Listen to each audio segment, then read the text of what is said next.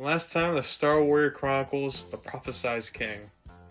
Our heroes finally arrived at Scottsdale, where they now seek Francisco in hopes of trying to get back to Sarvania.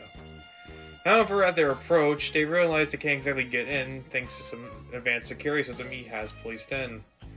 So, they rely on the help on individuals that are very close to Sora, yet she won't let you know that. And they manage to get a keycard to finally meet Francisco. They finally meet the scientist who was working on a biological cloning system as Sora was slowly dealing with the hidden Team Reddit members.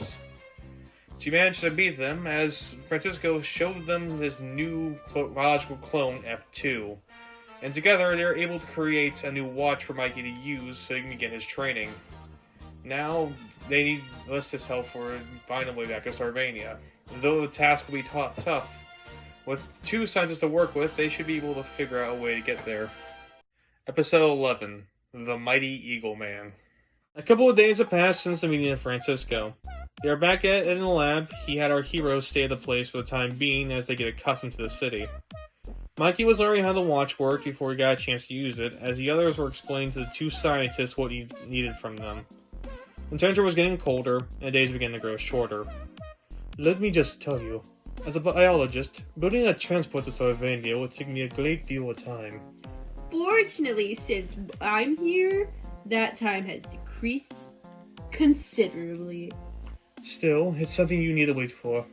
That's alright, we aren't exactly ready to go back anyway. Still, I am curious, what mode of transport will you be building? Francisco goes to one of his desks to look for one of his papers. As you already know, Sarvania is a planet light years away from Earth. It's the only other planet that has life inhabited in our solar system, and also the furthest from the sun. Getting there is tricky, as Earth technology isn't good enough to get there in a good time. So in order for us to accomplish this, we need a game material that's beyond simple understanding. Wait, we're legit going to space? She turned to David uncertainly. I didn't think you were serious when you said those things. I thought Sarvania was a kingdom on Earth. No, I was being legit about it. Don't worry, as you said, it's going to take some time for this to work. You can get yourself mentally prepared all you want for the upcoming trip. Now then, we need an outer-worldly power that can help us. Just give me a moment as I figure this out. For the time being, you can be of some help for me. Cody burned with more excitement. Are you gonna show me your ways as a top scientist? In that case, I'm willing to do whatever you ask. He asked for help, not for a servant. Given the fact F2 and I will be researching this, I don't have enough time to get everything I need done. So, would help you be a dear and get my groceries. I'll pay for it, obviously. All we have to do is go get it. Cody's face turned sad quickly at this request. Of course not. Who do you think we are? Errand boys? The scene then cuts to them 3 walking down the street. I can't believe he convinced us. Let's just get this over with. And why didn't Mikey come and help us? Because His Royal Highness is too obsessed with that freaking watch. I was really looking forward to learning from him. Maybe in a different universe, buddy. They rather approached the store, but they heard a familiar voice behind them. Think we gave up, did you? They turned around to see the 3 members of Team Mammoth come to them confidently. This is really not a good time right now. Does it look like we care? Where's Orphan Boy? Wouldn't you like to know? The 3 heroes got into a stance as the Mammoth members did as well. And I around with these guys. Let's do this. David looks at him weirdly as Cody begins to analyze his posture. Hey, Cody, I thought of a good plan for all of us. Alright, what do you want me to do? David hands him the grocery list with Cody giving him a surprised look. Why don't you do the shopping as Sora and I fin off these idiots? What? No! You need my help! But here's the thing, we fought these guys before, and we know what to expect. I'm pretty much killing 2 birds with 1 stone with this plan. Cody gives an annoyed sign as he takes the list inside with them. The 5 then went into the fight as planned. Meanwhile, Mikey finally finished learning how the watch worked back at the lab. He called her F2 for further insight. Holy crap, this thing is complicated. Hey, blame the inventor of it, not me. Anyway, I assume you have a way to communicate with her? Of course I do, but I've been thinking. I know where you're going with this, as your glowing sword is a big giveaway. Mikey notices a sword glowing behind his back. Though this is only a guess, there's a high chance you'll be enacting your movements during your sleep. Thankfully, he has a room that allows you to practice this. F2 led him to the large rectangular room with nothing in it. This room helps him practice any experiment he has that requires power far beyond anything you understand. The limits of your power is unknown, as you no doubt know. I think it's something only a Spartacus knows. I wish you luck on your training. Don't get too lost in it. F2 closes the door, leaving Mikey alone. The boy then goes over to the wall as he repairs the watch in his hand. He takes a nap as he thinks about one thing. Okay, Mom, let's see if this works. He soon wakes up back at the cell on Sarvania. Michael, you called? He then turned around to see his mother in a little better state than she probably was.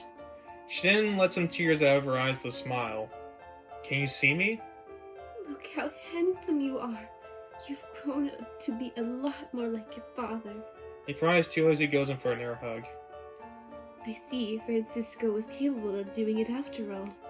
There's so much we need to go over. They spend the next few moments catching up with each other. Mikey explained her what happened the past few weeks as Morgan did the same. We're fortunate the Magonians refused to give up.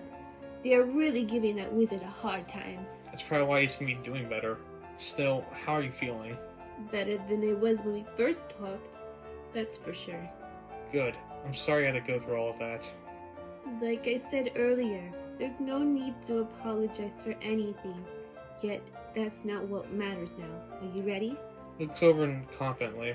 I was going to ask you the same thing. She gives him back her own confident look. Good, but be warned. Due to the circumstances, I will be a harsh teacher. Darky is powerful. I've seen firsthand what he can do. Whatever it takes to save you, I'm willing to do that. He brings up the sword determined. Let's get started. We go to Coney coming out of the store with the groceries at hand, still annoyed. He looks over to see David and Sora win the fight convincingly. She cheers on as they run away in defeat. Yep, I'm definitely seeing your progress showing. No kidding. I'm starting to see stuff from me that I never did weeks ago. He looks over to see Cody bring the groceries back to them. Had fun, I see? You actually listen to me. Good. Why don't you go ahead and bring it home? We'll meet you there. Cody looks back at them even more frustrated as David and Sora walk back to the lab. Cody walks down the road alone as he mumbles anger. Cody, I think you had enough sideline action for this adventure. Why don't you pick up my laundry for me while you're at it? How did I get sidelined already? This is bullcrap. He takes a break on the bench as he blows off some of his steam. Why does it always feel like I'm always the donkey on this quest? I thought maybe I would finally do something in my life, but oh, what do I get? He then stops to hear a couple kids gleefully talking near the side of the road. Thanks for helping me out back there, man. I don't know what I'll do without you. Hey, I'm just returning the favor. If it wasn't for you, I would have gone to the hospital. The lad long as Cody watched in despair. He sits on the table with the same look. What am I doing? He then looks over again to see the building that took his interest. It was a comic book shop where he looked to see a poster for the latest issue of the hero called Nighthawk. He safely walks over to it with thoughts racing through his head. It's been a while since I last read these comic books. I seriously need to catch up. Big fan of Nighthawk, I see. Francisco walks up to him, catching off guard. Whoa, where did you come from? He laughs and he investigates the poster. Sometimes I take a walk to clear my mind, especially while I'm thinking about my next study. I always love to come and read some of the books here as well. Cody then calmed down as he silently stood next to him. I like reading books too. So inspiring, I must say. Whoever wrote those things knew the kind of heroes to make. Unfortunately, because of my lack of ability and my commitment to science, not going to be me. But hey, maybe one day we'll get that one of those kinds of heroes in real life. He now looks over the bench to see the bag of food as Cody studies the poster. Ah, my groceries. Thanks for getting them for me. Yeah, no problem. Cody was too enamored with the hero than what Francisco was doing. That's when the idea sparked inside his head. The only way you can succeed in life is what you put into effort for. With that bit of information, Francisco grabbing the bag, he runs back to the lab with courage. Back in the lab, David and Sora ate lunch as they study Mikey's sleep training through the window. I heard of sleepwalking, but this is something else. Mikey tripped over a bit as he attempted one of his moves. All part of training, I suppose. M2 walked around them as he takes note of the boy. He's still going at it? Well, we all went through some training. I don't see how this is a problem. That's the thing. He's been at it for 4 hours without a break. David and Sora didn't look concerned as Mikey breathed hard. Over for the boy, Mikey continued to practice his sword swings as Morgan commanded him in his mind. It's been a good while. How about you take a break? No, if I'm gonna beat him, I need to keep going. You're going to overwork yourself if you do. I highly recommend you do so. Maiden took a sigh of relief as the other was investigating weirdly. That boy is really freaking me out. As he did, they heard Cody run by with them with determination. Ah, there you are, Cody. We thought you got lost. Not now, Sora. I've got some important work to do. He continued to run down the hall as the others looked at him weirdly. He eventually ends up in a messy dark room that only had a window and desk lamp lighting up some of it. Cody sat at the one desk where the lamp was at, with only a vision in his mind. Okay, I might be going a little crazy, but I think I can do this. He reads out a piece of paper and darker to draw something on it. Taking a deep breath, he begins to think. This could be my biggest moment yet. Before he draws something, however, he ponders for a bit. Wait, if I'm going to be a hero, what should I be? He looked around the room for ideas, but nothing came to mind. He then looked out the window to see a bald eagle fly around the sky sternly. Cody studies it with even more inspiration. That's it, America's symbol of justice. He goes back to drawing his thing. No longer will I be sidelined by anyone. I'll become the mighty symbol of justice, Eagleman. He looked at this somewhat decent drawing of his outfit and got back up to go to work. Now it's getting late as our heroes were eating some dinner made by Francisco at the table. Gotta say, not bad. But Cody makes it better. Hey, I'm a scientist, not a chef. It's edible, isn't it? Thanks for the meal. Francisco accepts the thanks. They didn't hear the noise of food dropping on the floor as they see F2 struggle to eat. Damn the stupid half-mouth. Francisco laughs as F2 tries again. Remember we talked about, you got to slowly eat your food. He shows no emotion as F2 tries again and succeeds. As he did, Mikey came over as he heavily breathed, grabbing his food. Thanks for the meal. He was about to leave, but David stopped him.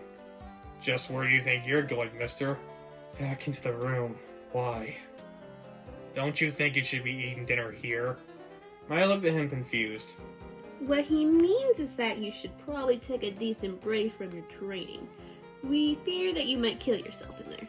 Oh, don't worry about me. I'm fine. Besides, Cody's eating in his room and no one's questioning him. Wait, he is?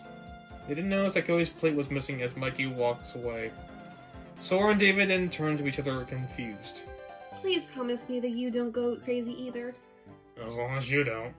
Francisco just laughs as they made that promise. You are overly acting. They're just committed to something, whatever it is. This is natural for people to do. We now go to Cody's room where he was working on his Eagleman outfit along with some gadgets to go with it. This might take a while, but I'm gonna finally be something for once. A week has passed. F2 and Francisco finally figured out what material to use as David and Sora still watch Mikey train concernedly. I'm starting to really worry about him. Just look at his struggle. He noticed how Mikey seemed too tired to fight, but he just kept going at it. He's gone way past his limits. I'm not sure how much more he can take. Francisco and F2 finally caught up to them. Good news, we have just the material we need to go get to Sarvania. Indeed, this elusive material is called shift stones. With its power, we can shift the speed of whatever it's bound to. Unfortunately, it's rather rare, so finding one on Earth is a tall order. Not to mention those rocks are ancient. Why should we get those? Well, my friend, I get to tell you some other bad news. As of now, that's our only option. Unless there's an easier or more convenient material, this is the best we can do. Damn, I guess we have no choice. We'll get to it. By the way, you haven't seen Cody, have you? Can't say I have. I thought he was back still in his room. He has been feverishly working on something there. Unlike this boy over here, I'm going to give him a talk if you don't mind. I'll do it. He needs to hear it from someone close to him. Or at least close enough.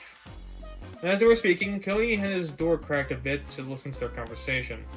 He notices David enter the room where Mikey was trending with a serious look. With David, he slowly approaches the sleep-fighting Mikey and taps on his shoulder a bit to get his attention. He woke up and took notice of David. "What do you want?" "You might not like this, but I'm forcing you to take a break."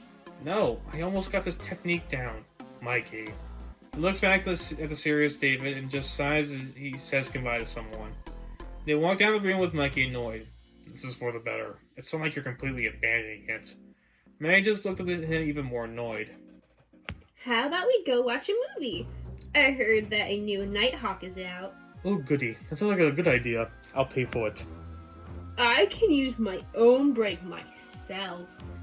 "As do I." Everyone looks strangely at Cody as has a random backpack on him. "Are you going camping?" "I'm sorry?"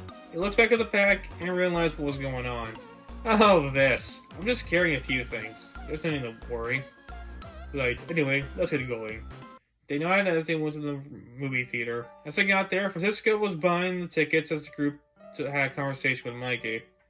"I'm right now trying to master what I already know before I try new things. My mom said it's better that I do that." She really has you working, doesn't she? Surprisingly, no. She's been more like you guys, constantly telling me to take breaks. But it's like, I need to get better, right? I didn't miss my own birthday just to take a break now. And just like that, we missed another one. Just look at us taking you to the theater as your present. That's not the point. As they continue to converse, Cody notices something odd happening beside the theater. He sees the three members of Magnet spying them enter it. He just looked at them confidently as he adjusted his backpack. After a while, the movie ended with each one giving a disappointed look. "That has got to be the worst movie I've ever saw." I agree.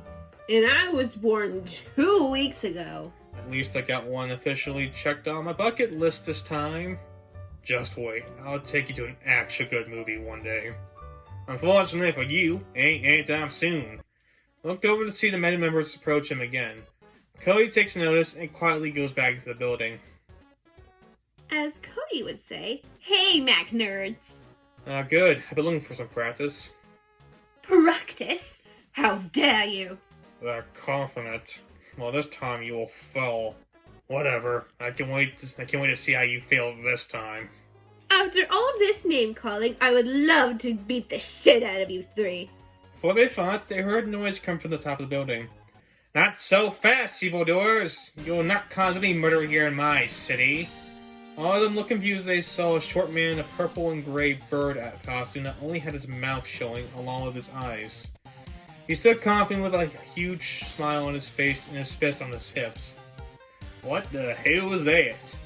"Only the greatest here to show his face on Earth. Behold, as you are witness the bird of justice, Eagleman." "Eagle who?" He uses his wings that were on his sleeves to glide down to their level and speaks to himself. "Wings work perfectly as to be expected." He turns around to the Magnet guys. "Are you intending to commit murder on 3 adults and 2 children in my watch?" "So what if we are? We aren't going to do anything about it." He laughs as he pulls 3 eggs from his belt. "What's that? Your offspring?" Members laugh as Eagleman threw the eggs towards him at the ground. "Nice aim, dumbass!" They laugh harder as the eggs exploded with smoke coming out of it. It blocked everyone's vision as they coughed. Okay, so he might have a few tricks. They then heard Darknot fall to the ground hard. The others panicked with Joe aiming frantically in the fog. He got a seer. Now we're gonna see him." Keep calm. I'm sure he can easily be dealt with. Shin fell a hard punch on him back as she fell to the ground. Joe panicked even more. "You gotta be joking. Where are you? Who are you?" He felt a presence right behind him. "Didn't you hear? I'm the Mighty Eagleman." He punches Joe hard, sinking to the ground as well. The fog cleared to see Eagleman was victorious. He rejoiced with confidence as the members slowly got up. "Now then, you best be running unless you want any more of this." They looked at him shakingly and proceeded to run once more. "That's what I thought. Looks like their plans got scrambled." He turns to everyone else in the vicinity as they look at him shocked. "Don't fear, citizens. As long as I, Eagleman, is still alive, no criminal will hurt you." Everyone besides our heroes clapped out and cheered as Eagleman absorbed this ovation. Looks around and feels at ease with the others. He runs toward the nearby alleyway as the groups regain their thoughts. I think our friend has been hitting it recently, and not in the good way. Eagleman arrives back to the lab and hops through a window into Cody's room with his backpack. He takes off the headgear first to reveal Cody with the messy hair. He seems extremely happy as he puts his clothes back on. It worked. It really worked. I'm gonna have to make more smoke bombs and fix a few things, but for now, I'm a hero. He gets out of the room to see his friends on the other side. Eagleman, huh? Oh yeah, I heard about it from a word of mouth. There's no need to hide it. We know that's you. That was you. Honestly, I'm impressed. That was something else. And it also explains what you've been doing all week. Cody sighed as he knew that Ori knew too much. Okay, I got a little tired of being a butt monkey all the time, so, like I did back at Phoenix, I took matters into my own hands and made this persona. Sounds like you've been busy. It did take me a bit, and there's still plenty of things needed to improve, but so far, great start. Yeah, they didn't know what to do. I wonder what will happen. I wonder what it will be like when they come back. Cody and the others looked at him weirdly. What do you mean? What I mean is quit while you're ahead. You're not like us, you're gonna get yourself killed. Cody looked at him surprised. What? No, this is my big break. I know I'm just starting, but give me the chance to show you I can do this. Dale was about to refuse, but he was stopped by Mikey and Sora. Give him a break. As long as he knows what he's doing, he should be fine. That's what I'm worried about. I've seen too many people, especially back at Sarvania, get this hero complex and die when they face bigger fish. He has no idea what he's putting himself in. Well, it's too late for that. He's gone. They looked shocked as they saw Cody disappear with the window still open. Don't worry, David. What's the worst that can happen? Nothing. That's why I'm going back to trading. And we're going to find some shift stones. All three of them left to do just that, and Sora shrugged it off confidently. Why does no one listen to me? The reign of the Mighty Eagleman has begun. Cody, in his persona, goes around to train his new equipment around town. He had grappling hooks on his wrist, more egg smoke bombs, and some sharp knives on each feathers of his sleeve. He zipped by town looking for any criminal or evil to fight. He takes notice of an old man getting robbed by a masked person. He flies down there confidently. Stop right there! Just what are you intending to do with that knife? The thief looks back and nervously sees him. He starts running away after dropping his weapon, and Cody throws a nearby rock at him. It worked, and Cody apprehends them to the police. Thanks, Eagleman. That's another one in the slammer. As you can say, this was over easy. They now go back to the lab where David and Sora look at the news site talking about Eagleman. This mysterious hero Eagleman has made quite a name for himself in the past few days. Crime rate here has decreased significantly as his name is spoken around town. The question still remains, who is the Bird of Justice? And what really are his motives? Cody comes back out of his room to see the two look at TV. He probably walks over with a slick grin. Impressive, I know. In a short time I managed to become the greatest hero this place has seen. He was about to raise his arm, but he felt it cramped. Not bad. You've been doing a good job as of late. Mikey comes out of the training room to see Cody return. Oh, you're back. I told my mom about your superhero business. Yeah, I can see how little effort it takes to defeat an average crook. One step at a time. I'm not going to turn a Nighthawk in seconds' notice. You have up wish I know how long it takes. Yeah, I'm feeling concerned about that. I think you might be over your head. Cody just looked at him angrily. Would it kill you to approve of me, please? I'm just worried about you might die when a bigger threat comes out. I really think you should reconsider. Reconsider what? I'm living my best life right now. Besides, if I do face a bigger threat, I can deal with him. Just shows that with me doing this in these two's training session, you might become the weakest link. That's not it at all. But fine, believe what you want to believe. At the end of the day, I'm going to be proven right. Oh, I'm not too sure about that. Now it cuts out to a darker room where all Team Hat members reside. They look at a TV with Eagleman's news on it. Say, boss, that's the new hero that's been stopping us. Pearson investigates the screen before he looks at his crew disappointingly. Do you seriously want me to believe that you lost to an idiot that wears that ridiculous bird outfit? He's more powerful than he seems. What should we do? Pearson just kept that same look as he shook his head. Ay, ay, ay, ay, ay. What am I going to do with you three? I'll take care of this caped crusader. Just wait here. He walks out, the others looked at him shocked. The day went dusk as Eagleman stopped a robbery at a convenience store. Surely that'll teach you to conveniently stop robbing. He gives a laugh as the police takes them away. Another crime stopped thanks to the efforts of Eagleman. I'm seriously on a roll. He kept his thoughts as he used his hook to go on top of the building. Soon even David will start to respect me at this rate. But it just feels good to help out in a way that doesn't leave me confined to just that mechanic shop. He then took a second to gaze at the view of the city as the sun were going down. He then stepped to the top of the highest building. I did it. He probably looks down to see something fishy. As his instincts told him to go, he did so with quick haste. Do I smell crime taking place? Trying to see the place awfully empty. He didn't hear his claws clamoring towards him. With a turn, he sees Pearson move towards him. So you're the latest attraction of this place. How nice to finally meet you, Eagleman. Some people came over to see the two stand off. Ah, my suspicions were correct. Fortunately, I stopped you from doing whatever it is you're doing. I was thinking of committing a murder, and it is getting close to November, so some burden should do me nicely. Some people gasped as Cody gave a hearty laugh. That confident, you say? Okay then, show me what you got. Pearson launches one of his claws at Cody, as Cody easily dodges. In fact, he dodges all of them easily and gets to a stance as the people cheered. Is that the best you can do? I was wanting more from all that talk you have. He then pulled some smoke bombs and threw it at him. Fog spalled once more, and Eagleman ran to the fight. Your attacks be nothing to the bird of justice. Just then he felt a claw grab his leg and pulls him toward Pearson outside the fog. He looks at him fiercely as Cody tries to keep calm. Do you ever shut up? Cody plays it off with a laughing. Don't worry about me, citizens. I might have the upper hand now, but I got it under control. He tries to break free with his knife sleeves. It didn't work as the claws were too thick. Seems the claw upgrades paid off.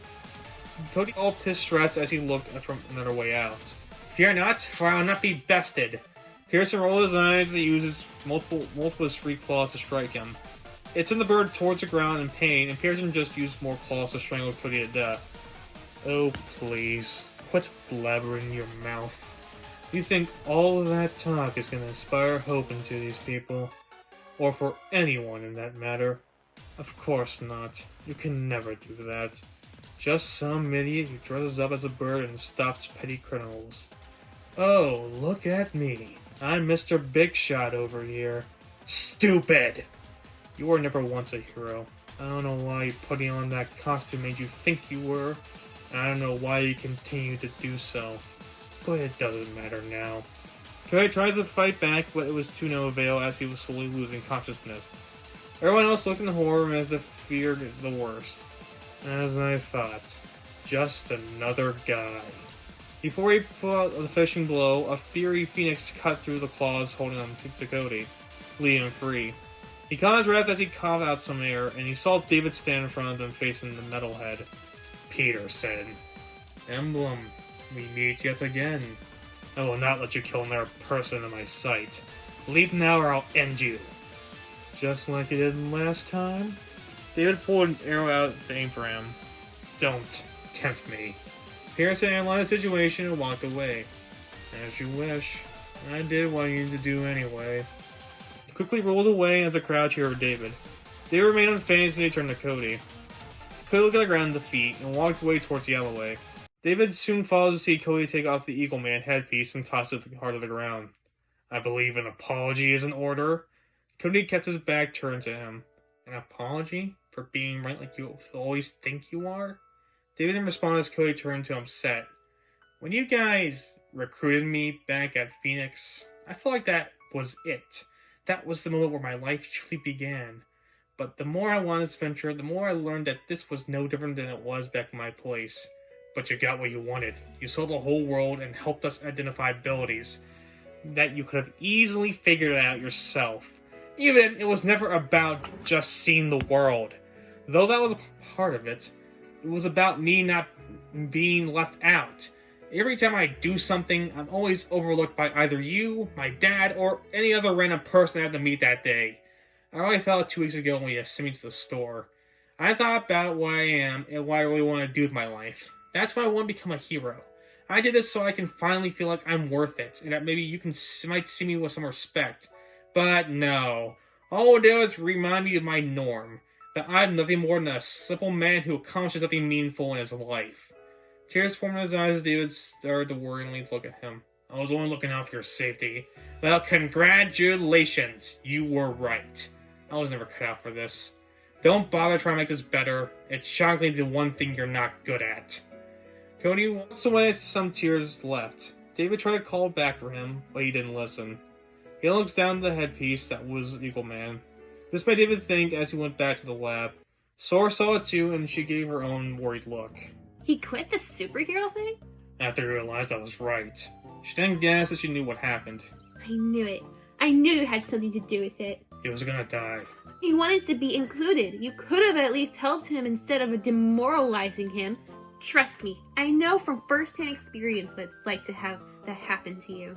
He's no human. He had no chance to be a hero. And you wrote him off before you gave him one? David let that into his thoughts as he looked back at the helmet. He decided he knew what he needed to do. After gripping the helmet hard, he marched over to Cody's room with Sword giving him a more relaxed look. He opens the door to see the upset Cody crying at his desk silently. Mind if I come in? Yes. David did anyway as he sat at the desk near Cody. He sees the boy crying as he thought it over. You know, Cody, I'd like to apologize for the way I acted towards you. It took you long enough to realize. Hey, don't get snappy at me just yet. Cody looks at him annoyed as David took a deep breath. I know you want to be more than what you think you are. I might not understand that, but I can see you long for more. So, I made a decision. You can refuse if you want. What is it? He wiped away some of his tears as David took another deep breath. If you want to continue to be Eagleman, then I could train you to be a proper fighter. Cody looks at him weirdly as he wipes away his last tears. You serious? I might have been hardy in the past, but I'm giving you an opportunity to prove me wrong. We can start tomorrow if you're ready. Cody investigates his posture to see his sincerity. Alright, sounds like a plan. But you better give me this in good faith and not because you feel guilty. You gotta prove it first. And trust me, I'm not easy to impress. Oh, I know. But quote this. I will prove you wrong. I look forward to it. See you first thing tomorrow. Cody nodded as David put a helmet piece on the table.